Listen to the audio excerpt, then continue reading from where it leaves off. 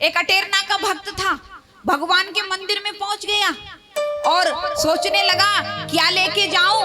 तो अभी मौसम चल रहा है आम का, तो उसने सोचा भैया आम की दुकान पे पहुंचा और कहने लगा भैया ये बताओ ये 3 जगह आम कैसे रख लिए हैं। तो बोला ये आम जो है ये 150 रुपए किले हैं जो सबसे अच्छे हैं, और बोले ये हैं 100 रुपए किलो, और बोले ये तो आपको चलो वैसे है तो 50 के, लेकिन आपको 25 में ही दे देंगे, आपको 25 में दे देंगे। तो बड़ा खुश हो गया, बोले देखो हमको कौन सा खाना है जो हम अच्छा आम लेके जाएं, और बच्चों को भी नहीं खिलाना है जो बीच का लेके जाएं, अरे भगवान को ही तो चढ़ाना है, तो यही 3rd नंबर वाला ले रहे हैं 25 रुपए में मिल रहा।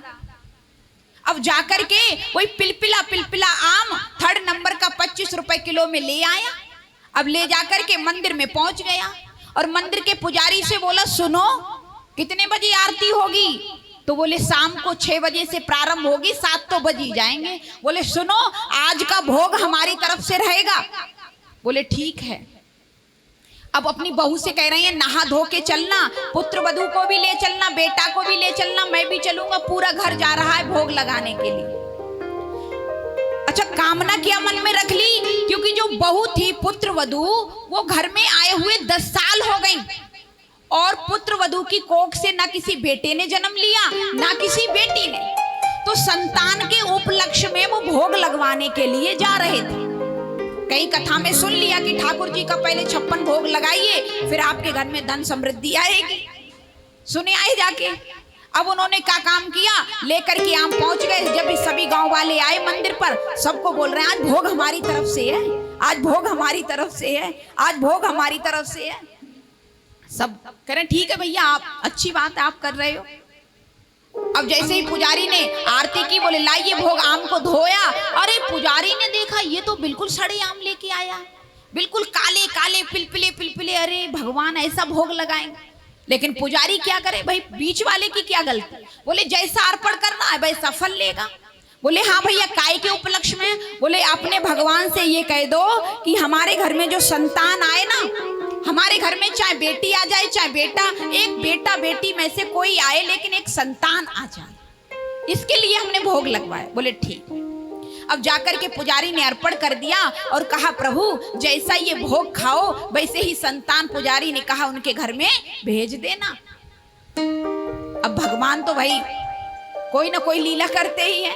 भगवान ने कहा ठीक है। धीरे धीरे समय व्यतीत हो गया, और जैसे ही समय व्यतीत हुआ कि 9 महीने गुजरे और उनके घर में भी जाकर के एक छोटा सा पोता हो गया। अब पोता हो गया, दादे को बताया कि पोता हुआ है। दादा सहनाई बज रही है, बधाई बज रही है, खूब लुटा रहा है, 1000 10 हजार 11 हजार दे रहा है आने वालों को।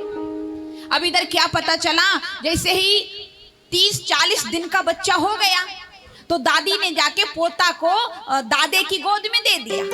करे लो आज 40 दिन का हो गया, आप भी खिला लो। पोता को देखा, नाक बड़ी सुंदर है, आंखें बड़ी सुंदर हैं, ओठ भी बहुत सुंदर हैं, बड़ा मुंह पे हाथ घुमा के कहने लगे बाल भी बड़े सुंदर हैं। जैसे ही बालों पे हाथ डाला तो जो पोता हुआ उसका सिर पिलपिला। अब जब सिर पिलपिला देखा तो घबरा गया और दौड़ता हुआ पुजारी के पास पहुंच गया। बोला बेटा को तो पकड़ो, मैं अभी आता हूँ। कहाँ जा रहे? बोले आ रहा हूँ। अब पुजारी के पास एकदम पहुंचा, कहने लगा तुम्हें शर्म नहीं आती है क्या? अरे हम आम लेके आए बाजार से, तुम्हारे भगवान का भोग लगाया, और हमारे घर में आज पोता हुआ तो वो पिलपिला हॉस्पिटल में जाएंगे, लाखों रुपए देना पड़ेंगे। पुजारी हाथ जोड़ के बोला भैया जैसा तुम्हारा फल होगा वैसा ही तो तुम्हें फल मिलेगा। आपने भी तो पिलपिले काले आम चढ़ाए ना, तो अब छोरा को सर भी पिलपिलो आओ है, अब तो जाओ हॉस्पिटल में जाके खूब धन खर्च करो।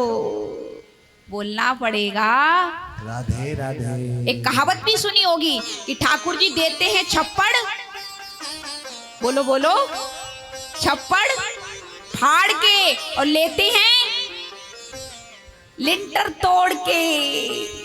कैसे भी ले सकते हैं। जब जो छप्पर फाड़ के देना जानता है तो तुम्हारे लिंटर को तोड़ के लेना भी जानता है।